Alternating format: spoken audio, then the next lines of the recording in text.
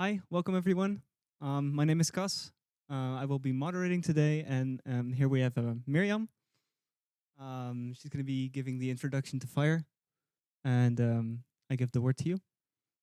Thank you, Cas. So welcome everyone. I hope my sound is all right there. Yeah. Okay. So let's get started. This is the introduction to FHIR talk, and I'm sorry it was switched last minute. So if anyone's here that is going to was actually expecting to talk about LLM, it's over there in the FHIR, the big room. So yeah, this is the introduction. My name is Mirjam. And I work for FHIR. And of course, you have already heard about FHIR because all of those yellow shirts are FHIR people. But we're actually not an event company. We are a company that does all kinds of things around FHIR. So we provide tooling, we provide software, we provide consultancy, and training courses as well. So yeah, I usually do the training courses whenever someone needs that. And I've been part of the FHIR team since, say, about 2012-ish, that time. So actually since the beginning of the FHIR specification, as you will see later on.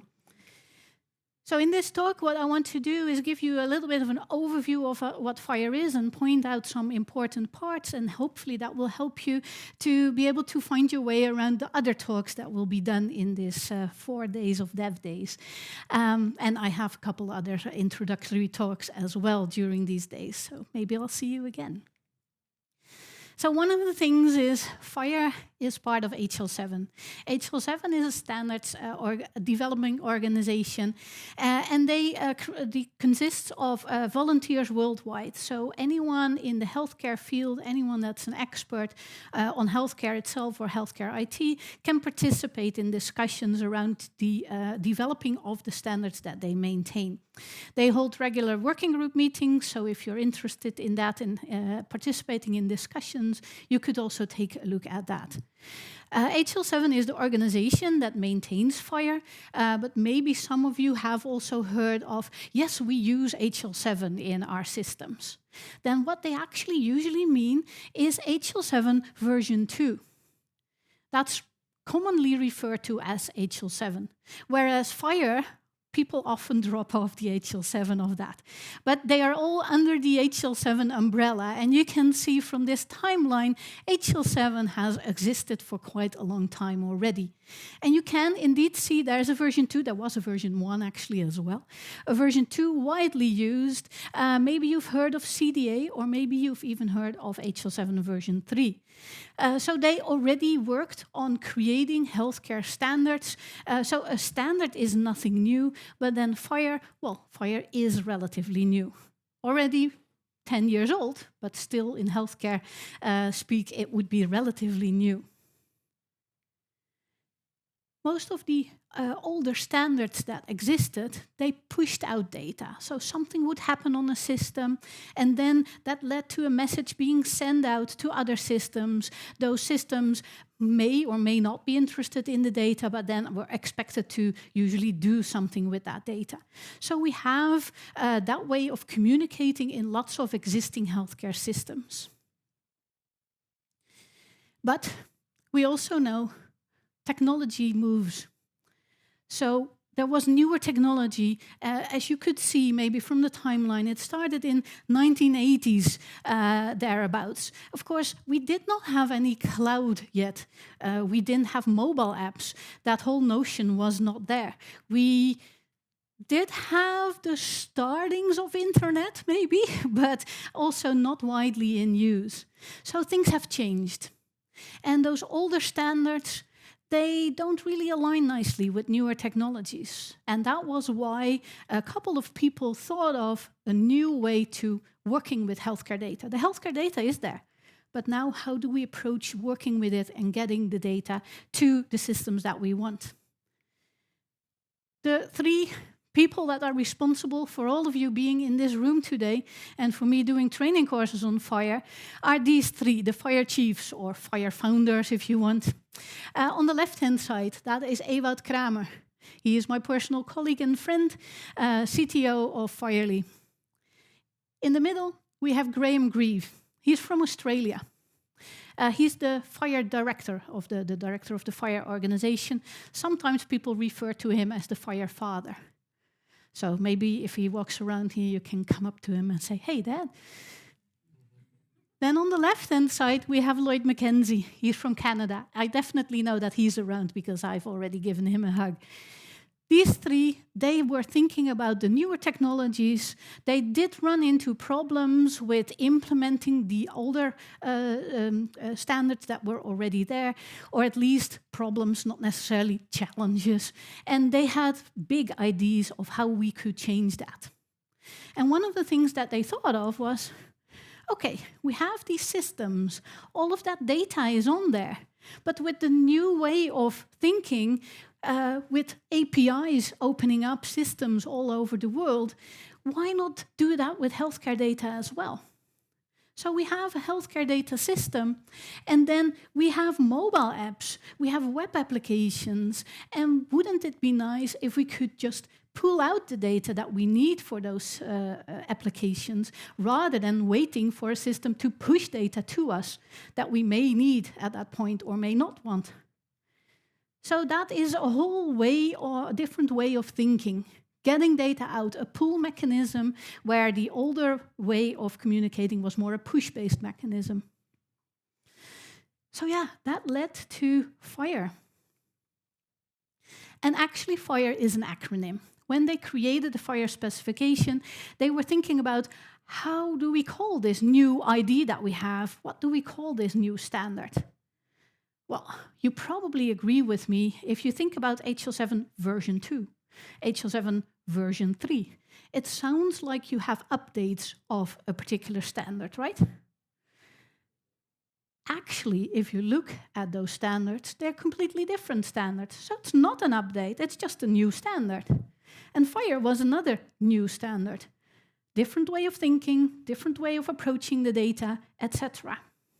So no HL7 version 4 for us. We wanted to have something different.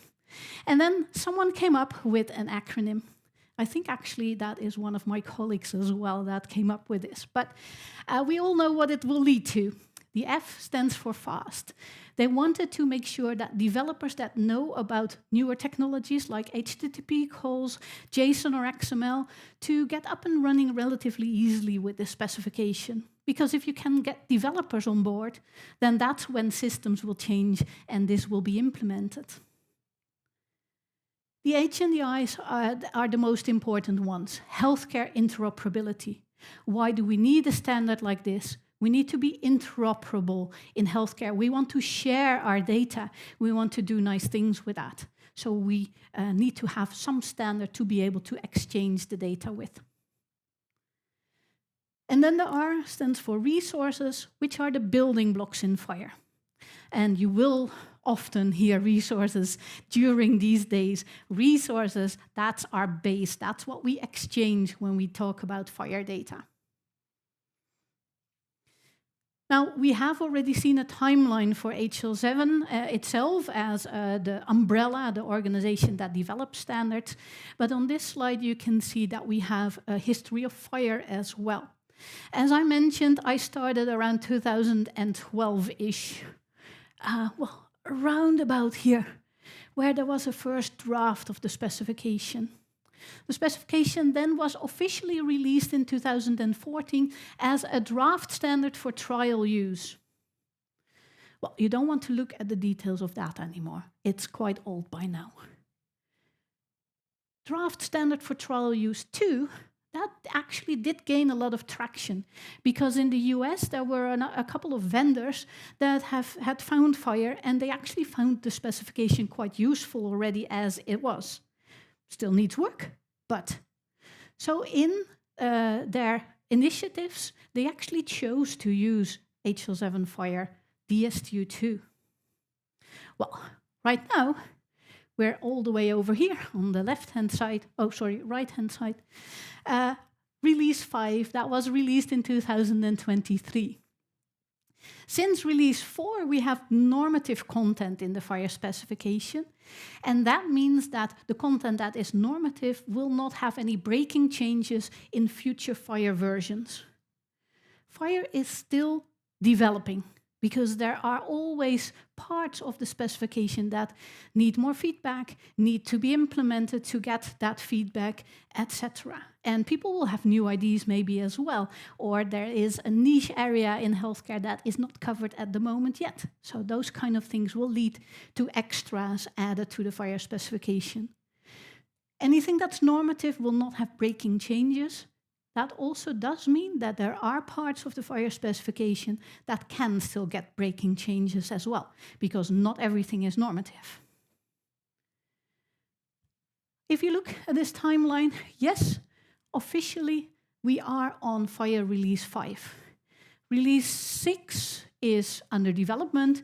We kind of expect this in 2027, but you know things can happen, so don't pin me on that. However, if you look across the world, what's most widely used is FHIR Release 4. Now, I don't know if you've seen these boards that we have outside about FHIR and what you are expecting to start using. I think there's a question on FHIR releases there as well. So once you get a little bit of an idea, maybe you can look at those boards and put your pin on there on what you expect to start using or where your organization will go. So so take another look at that. Release 4 is actually in the US regulations. So that's why the US will mainly stick to Release 4 for now. Any new countries or countries that start with creating things around FHIR, we often do see them look at Release 5, of course, because that's the current official release. But you will still need to make a decision. If you want to be more interoperable with the rest of the world, maybe Release 4 is a good start for you. However, in Release 5, there are some new additions and some changes that might be useful as well. So do take a look at both of those versions. And then you could even look at what's coming in the Release 6 as well. And of course, always give your feedback if you have anything that you would want to add or want to discuss around the things that you now see in the releases. Already I mentioned that we need developers because then FHIR will be implemented in systems. So what FHIR has done, or the FHIR founders have done, is focus on those implementers, making sure there's tooling around, there's test servers, there's libraries, etc. Cas actually has implemented a nice part to our FHIR SDK for .NET.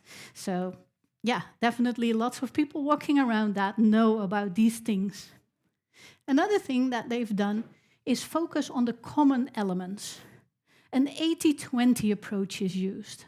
Whenever we look at our building blocks, the FHIR working groups that are responsible for those building blocks, they choose the elements that go into those building blocks, those resources. Then they discuss, is this something that is implemented in 80% of systems or not? If it is in the 80%, it will end up in your FHIR resource.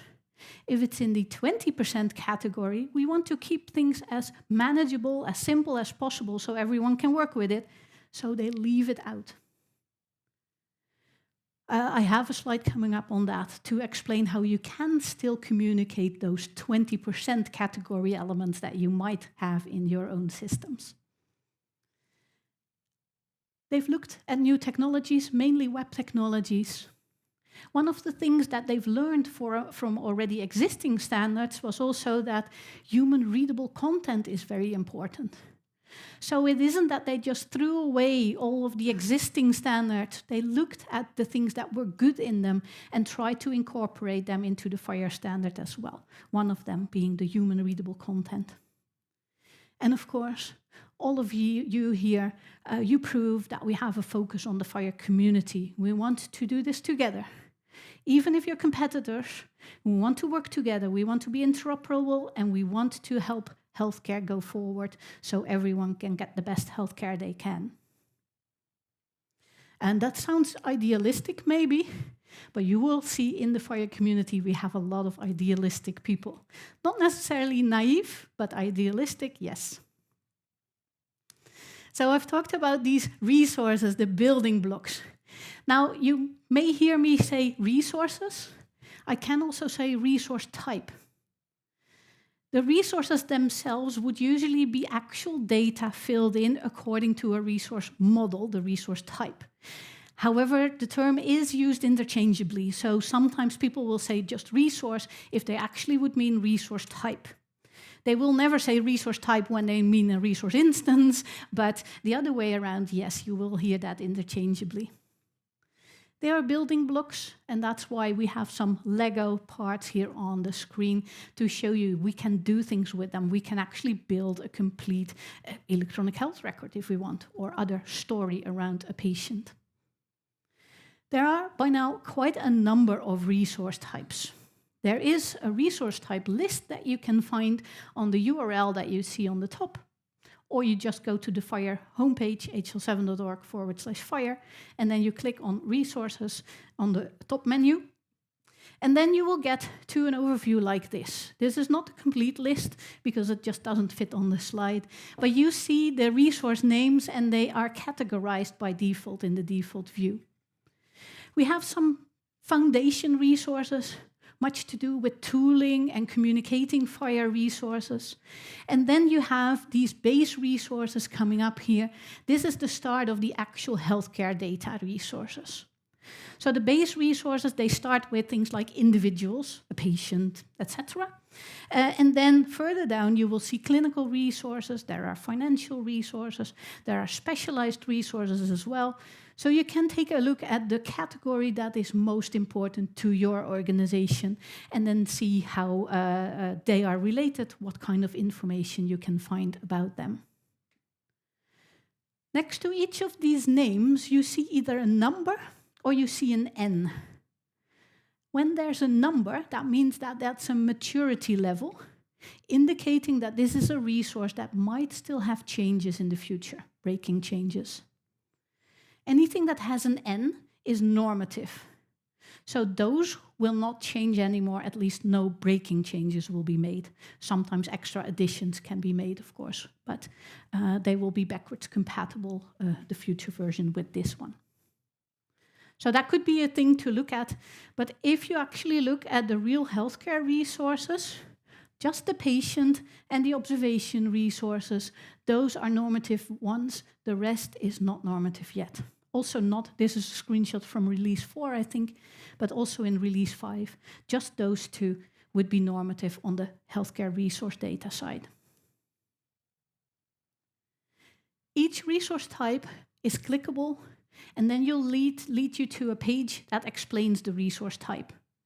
First of all, you will see a scope and usage paragraph. I do recommend to read through that, because that will help you determine whether this resource type can contain the data that you want to put in it, or can be used for the usage that you have for it. It's all English words, but even if you're a native speaker, you might have different terminology, different words in your mind for the things that need to be conveyed. So it's still useful to read that scope and usage paragraph. And then, of course, on the page, you will be able to see the model. And I've taken a screenshot of the patient resource type here, where you can see what the fields are that are available in that resource type. We have the cardinality. The cardinality has a minimum cardinality of 0 for optional fields and a 1 for mandatory fields. But you will see, if you browse across those resource types, that a lot of the fields in FHIR resources are optional. FHIR is a standard that is supposed to be able to be used for all use cases in healthcare, all contexts, and worldwide. So that's why you see lots of flexibility, because we need to be flexible to be able to handle all of the use cases that people can think of, or at least as much as possible. So the cardinality, minimum cardinality is 0 or a star. Then the maximum cardinality, a 0 or a 1. The maximum cardinality is a 1 or a star. A 1 for a field that can occur only once in the data. A star if you can have a list, sometimes called an array, a repeatable field, all kinds of terms describing the same thing. The field can occur multiple times. For example, the top one, identifier, is a field that can repeat, so you can have multiple identifiers for the patient inside of the patient's data.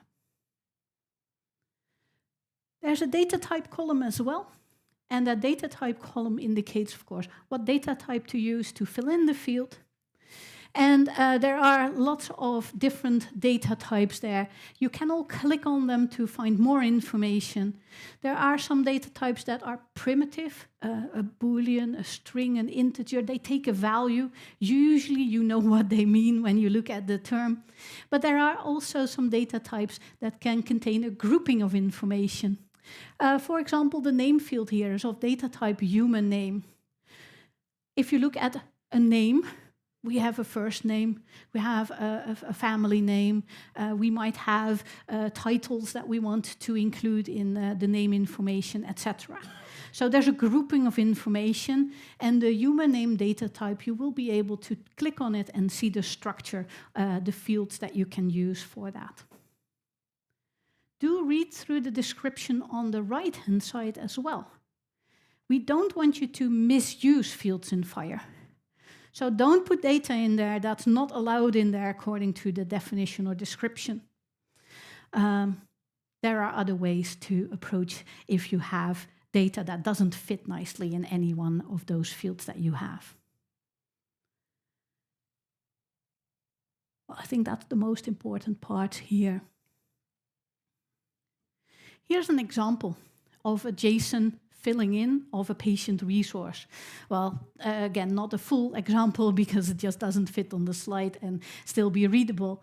But you can see lots of the parts here.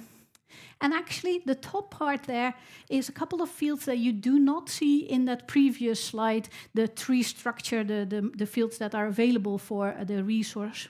Because these fields, the metadata fields, they actually are inherited from the base resource. This conveys some information, such as a technical identity of a resource. We have metadata that can tell us the profile that this resource conforms to. And there's a couple of other fields that you can fill in there as well. Just metadata, not actual healthcare data inside of the resource. I mentioned human readability. It is very much recommended to fill in the narrative part, the text field there, with a div that contains a summary of the actual data that you can find in the structured fields. This is for fallback. If a system receives this and for some reason cannot work with the data, you can still display that div nicely to a human without having to show them the JSON or XML. Some people are scared of that. Hopefully you are not. I've mentioned that 80-20 rule. If anything falls into the 20% category, you will not see a field in the tree structure that I've just shown you. If you still want to include extra parts to the data, then you can do that with extensions. This is why I said do not misuse any fields. There's a better way, and the better way is to use extensions. They are quite normal in FHIR because of that 80-20 rule.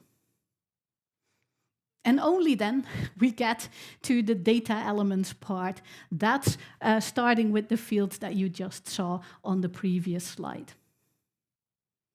So all of these other ones, they are inherited from the base resource and domain resources. There's a technical hierarchy in the FHIR resources.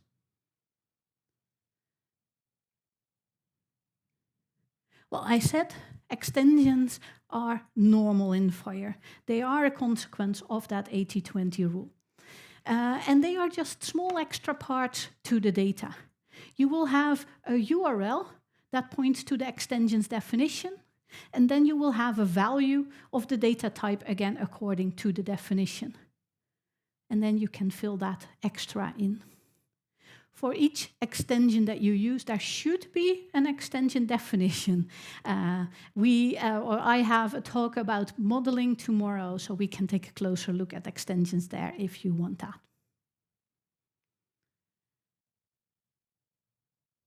So FHIR also says something about exchanging resources. I've mentioned that new way of approaching getting data from a system. And FHIR has described a RESTful API for that to describe the interactions to such a FHIR server, where a client can reach out to that server whenever they want to pull some information or when they want to instruct the server to store information. But this is an option. You don't have to use FHIR REST unless it is something that you are mandated by the requirements of the project that you need to implement. But FHIR also supports documents and messages and all kinds of other things that you can do. So the data itself will stay the same.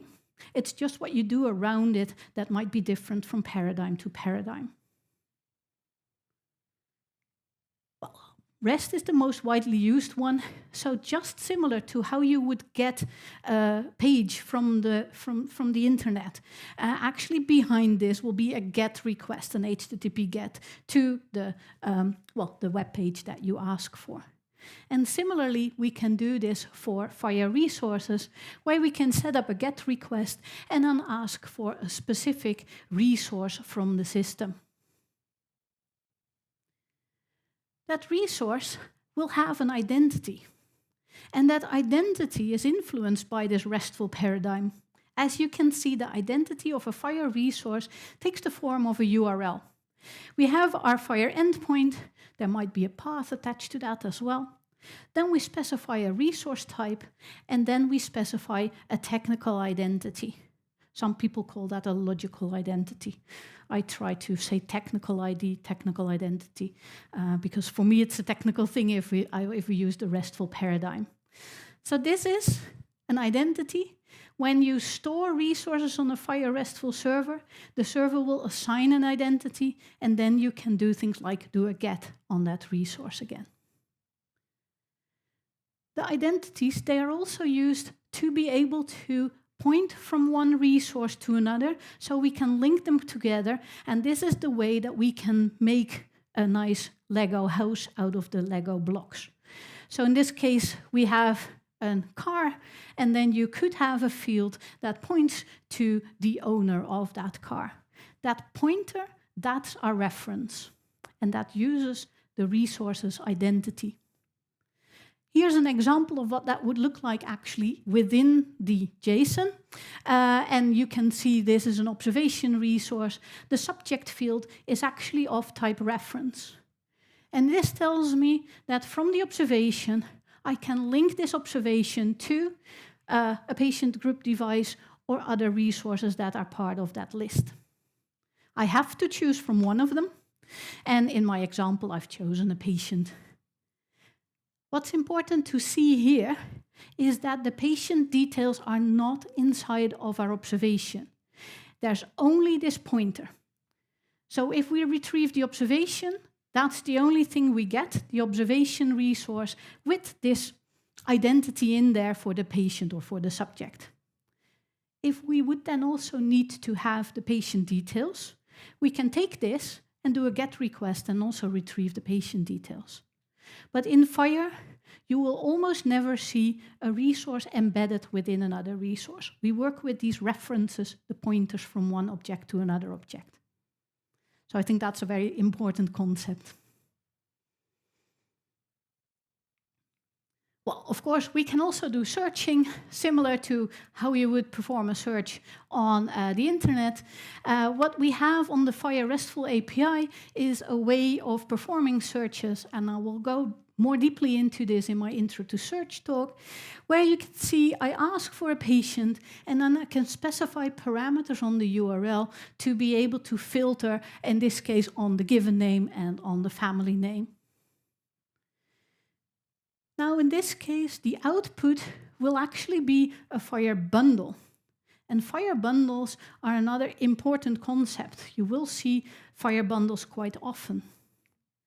The bundle is a resource.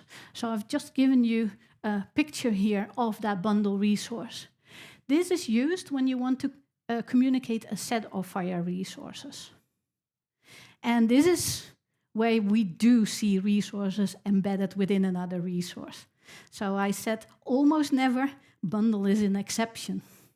The bundle has some metadata, for example, a type of bundle to indicate what this is.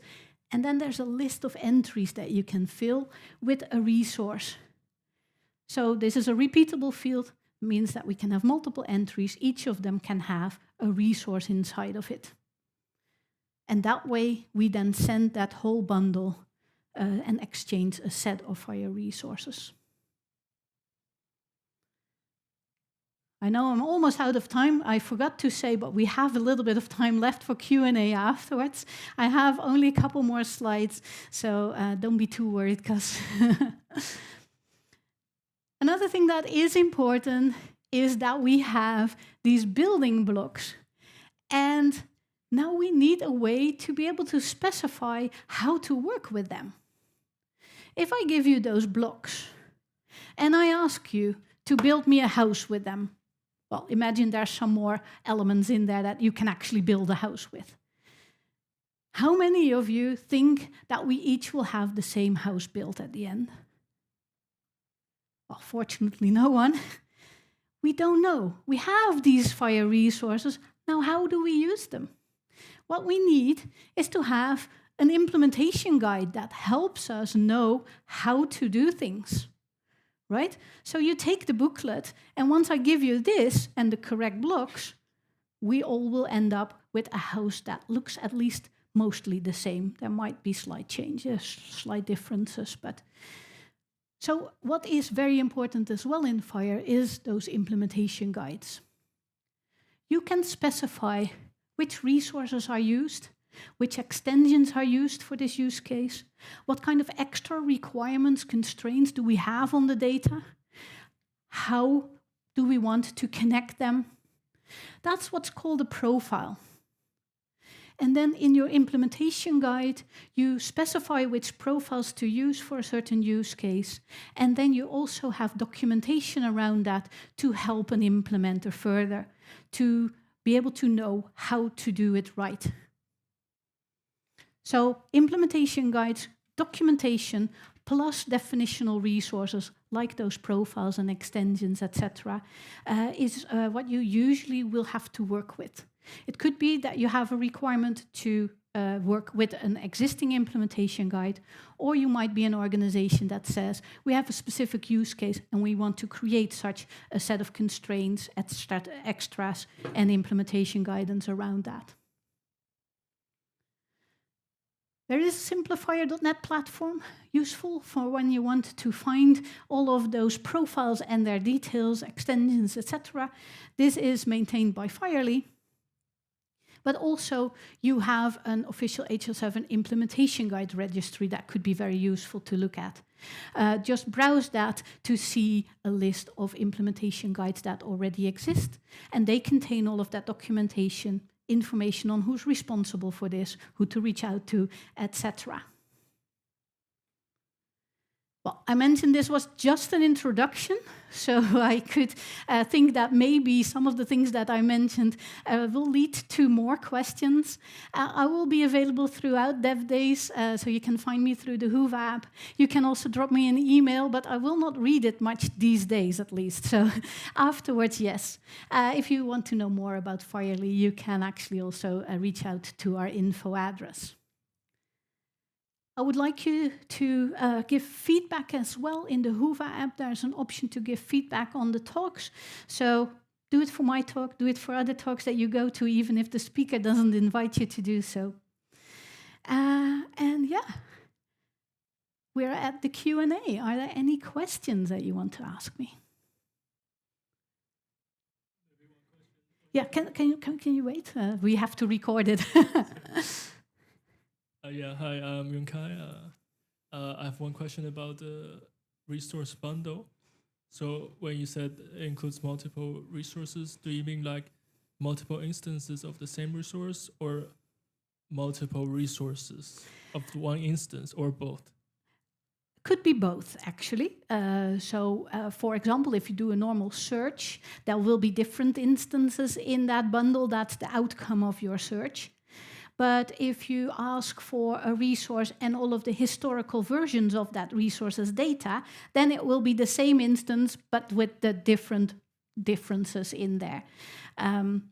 It can be a mix of resource types as well. So each of the entries, one could have a patient, another could have an observation in there. So it could be a collection of several different resources as well.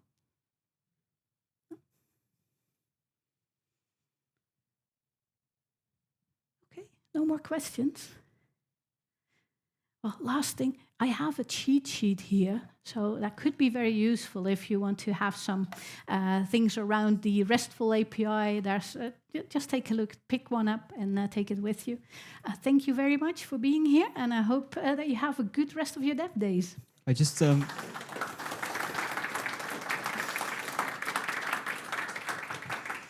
want to share that if you miss this opportunity to pick up one of the cheat sheets, they will also be available at our stand.